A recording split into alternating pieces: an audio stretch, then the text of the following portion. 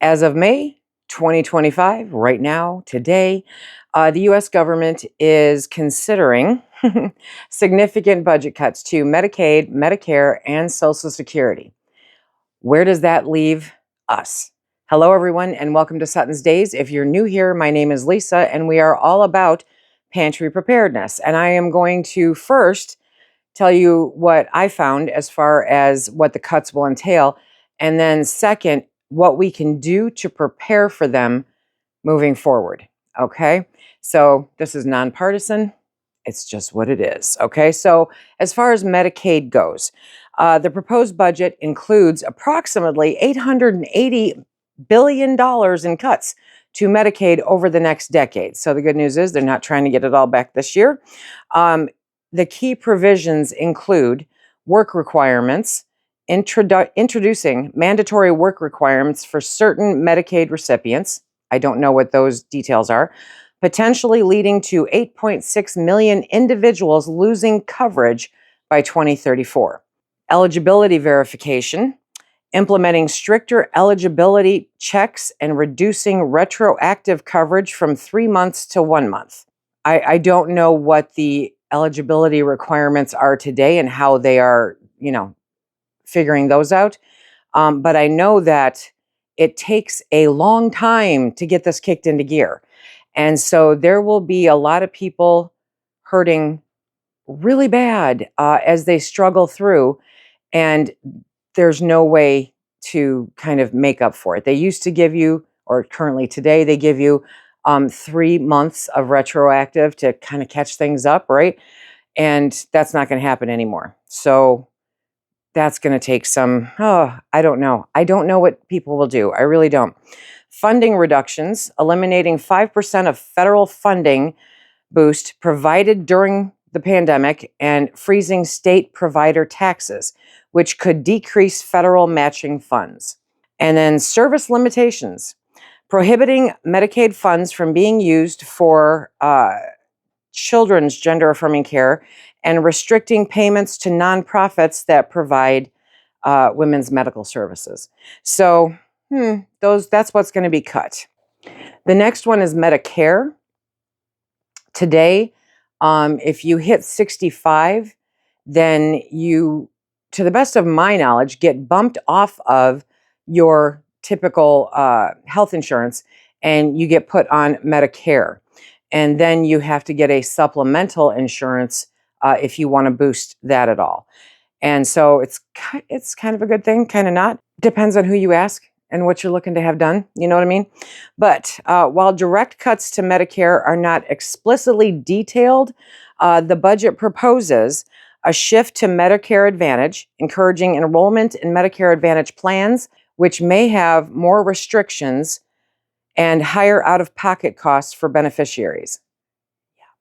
And associated program cuts. So reducing funding for programs linked to Medicare, such as Meals on Wheels and Alzheimer's research, potentially impacting senior care services because, Social Security. I can tell you this one kind of cranked me a little bit. It really did. So the budget outlines changes to Social Security, including raising the retirement age yet again, gradually increasing the retirement age from 69 for individuals currently aged 59 or younger, effectively reducing lifetime benefits. So I have been paying into Social Security for 41 years right now. And now they're saying that it's going to take another 10 years before I can collect anything, even start to collect anything, because, hey, I'll die off soon. So most of that money that I gave the government, they get to keep. Yeah. Administrative cuts, reducing staffing and closing Social Security offices, which you may have already noticed or been impacted by, which may lead to delays in processing claims and discourage individuals for applying for benefits. Applying for this can be a nightmare, just literally a nightmare. So, definitely let's, get rid of staff and close offices because that's important. The proposed tax cuts are estimated to add between 2.5 to 3.3 trillion to the national debt over the next decade. You heard me right. I said add. To offset this, the budget includes significant reductions in social programs, and the Congressional Budget Office warns that these cuts could result in millions losing health coverage and food assistance. The bill has faced opposition from both sides of the aisle, particularly moderates concerned about the impact on constituents relying on these programs. As of right now, though, everything is still uncertain. I don't think it's too terribly uncertain, but it's uncertain. So, what can we do moving forward to get prepared for some of this? Okay. The fact of the matter is that the baby boomers are aging pretty significantly. And a statistic I heard was that most of them will be gone in 10 years. That's what they're counting on. Yeah. And then there's Gen X, sneaking right up behind them. And yeah, who knows? So if the budget cuts to Medicare, Medicaid, and Social Security go into effect, if, millions of Americans, especially seniors, people with disabilities, and low-income households could see disruptions in essential services. So the people who are most at risk just by being alive are going to be further at risk. While these changes are still under legislative debate, there are some proactive steps that we can take to protect ourselves and our loved ones. That's what this is about today. That's what we're chatting about today, is what can we do to protect ourselves and our loved ones with these potential cuts that will most likely occur. Nothing's written in stone yet, but they will most likely occur. Okay, so what can you do today to safeguard against potential budget cuts? Review and optimize your current health care coverage. I have health insurance. I pay an astronomical amount every single month for health care coverage. It's actually a little mind-boggling. And it still reads Greek to me when I sit down to try to read through what is covered, And even when I call and say, look, I'm not finding the answer. Can you help me out? They are not even capable. First of all, I truly believe that call center is not located in the United States. But even they give me vague answers, not really answering the question. I am a definitive yes or no kind of person, and they are still wishy-washy about the whole thing. So do your best to understand your plan, know what's covered and what's not in your Medicare and Medicaid plan or private insurance. You need to figure out what your coverage is. And I'm guilty of this too. I'm just kind of like, hey, we'll deal with it one way or another. But we really need to understand what's covered. Schedule pending appointments now. Lock in needed services, tests, or procedures while your current coverage is intact. Get it in there now. Explore supplemental insurance. Consider low-cost Medigap or Medicare Advantage plans if you can afford them. And I know that Phil has an Advantage plan, so it does help. It really does help. It's something to look into, and it doesn't cost too terribly much. It really doesn't. Look into community health centers, because even our small community, we have a super small community, okay? Even we have some of these around. Federally qualified health centers often offer care on a sliding scale and won't be as immediately affected by the federal cuts. So if you have a federal care facility in your area, get over there, get yourself set up, get yourself in there talking to the doctors, and make sure that you find out all the information on the sliding scale. The sliding scale, I can remember, really, really helped me on a few different doctor's visits back in the day. So it's worth it. Every dime that we can save is worth the work that you're going to put into it. Number 2, you want to secure prescription medications. So request 90-day supplies. If you don't get them already, request them. Ask your doctor if it's possible for long-term fills to avoid any kind of disruptions. Not all medications will qualify for the 90 days. So you want to definitely talk to your doctor about that, okay? Use generics and discount programs. Try GoodRx or Mark Cuban's, what's that called? Cost Plus Drugs, pardon me, or your pharmacy's discount card if they have one. If you know of any other discount programs for pharmacies here in the US, please drop them in the comments section down below. Let's help each other out, okay? And then stock up on your over-the-counter basics now. Pain relievers, antihistamines, first aid supplies. You guys know I'm big on my first aid kit, okay? So you want to make sure that you have your over-the-counter medications that you know at some point in the next year that you're going to take, and get them taken care of now. Get them stocked up now. They're not going to go bad in the next 365. So number 3, reassess your financial safety net. Do you have one? I know there's a lot of us that don't, okay? So try to build an emergency fund. Yes, you should have 6 months worth of living expenses. You can do it. Okay, anyway, even a savings of $10 to $20 a week, it builds up, it adds up, and it's there as a safety net. And if it causes any issues with regards to you being able to file, then find someplace else to put it, if you get my drift, okay? Find a way to stash that money so that you've got it and that it's safe in case of an emergency. That's going to be very important. Cut non-essentials now. You got to cut them now.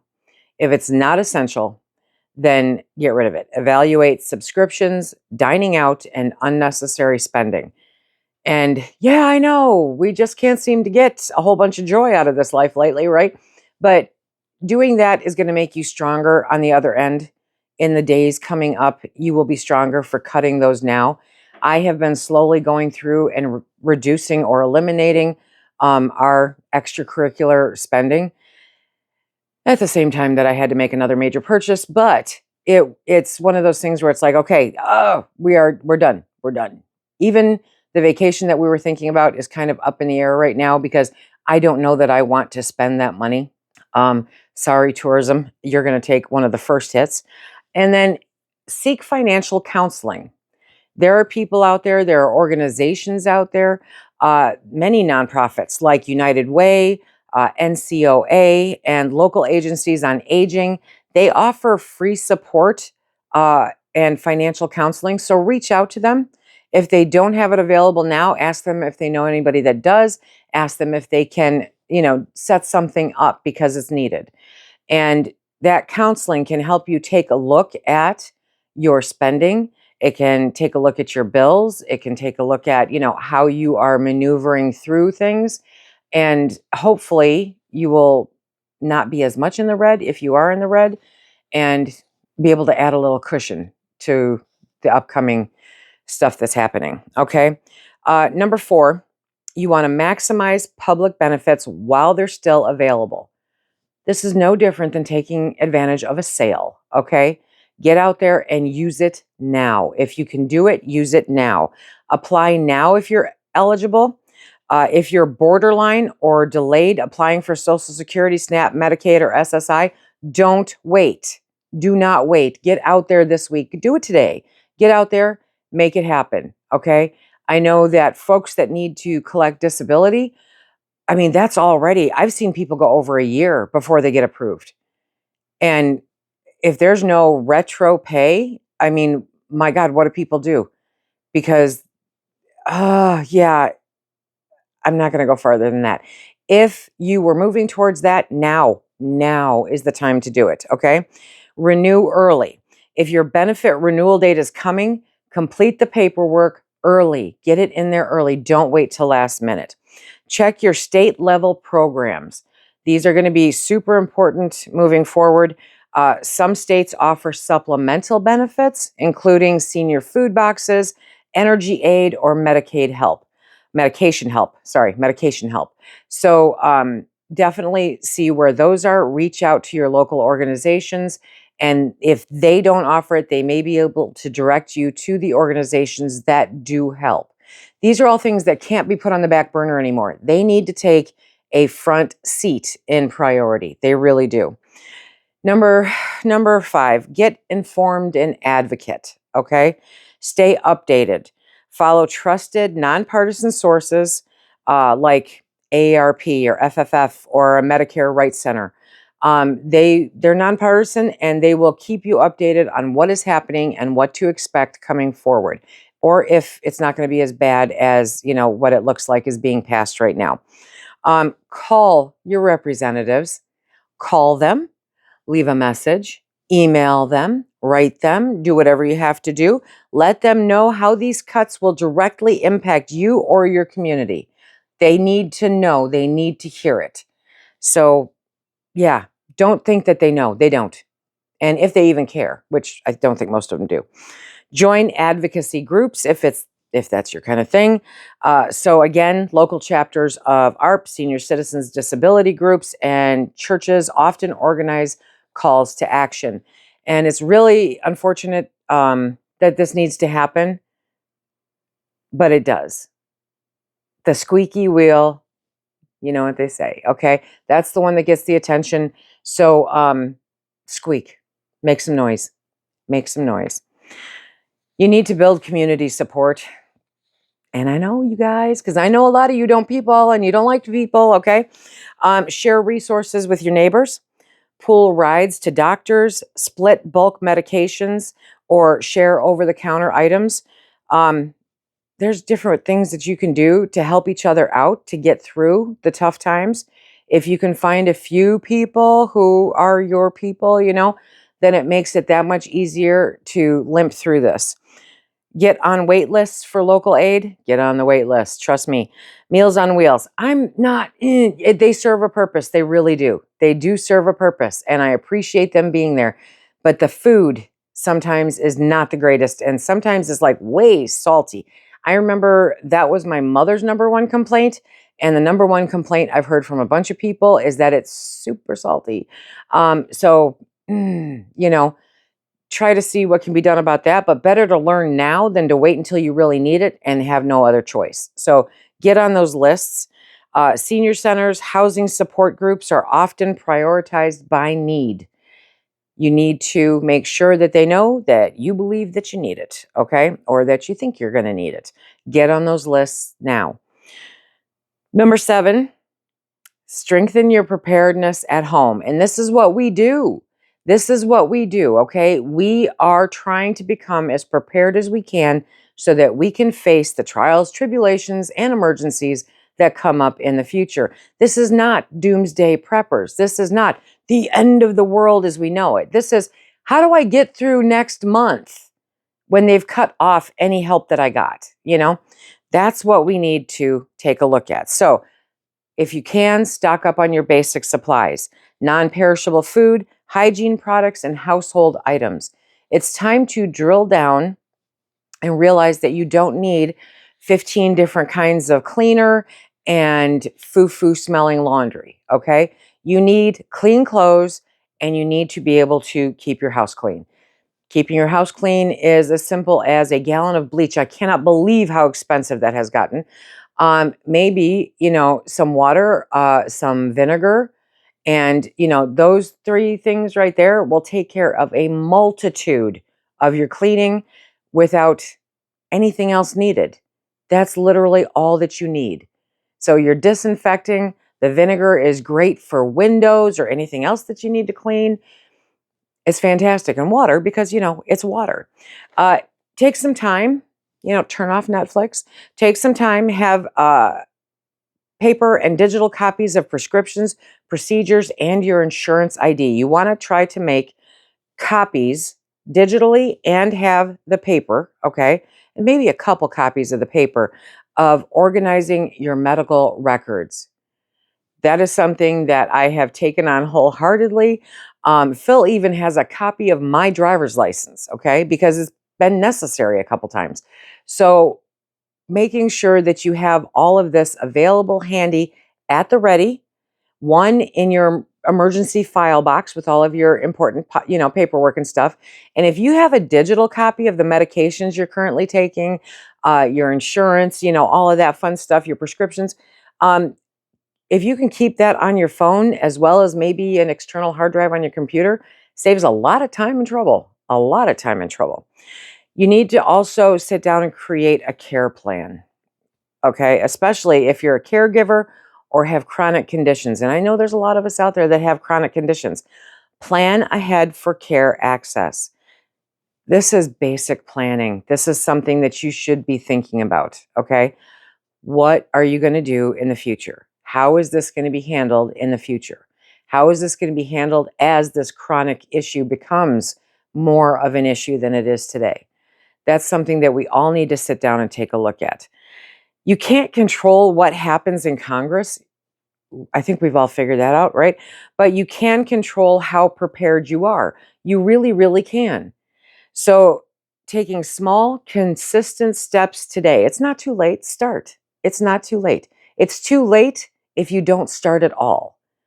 So, take some small, consistent steps today and reduce your vulnerability tomorrow. That's the key right there. Okay. Keep calm, please. Stay informed and strengthen your personal safety net one piece at a time. We can do this.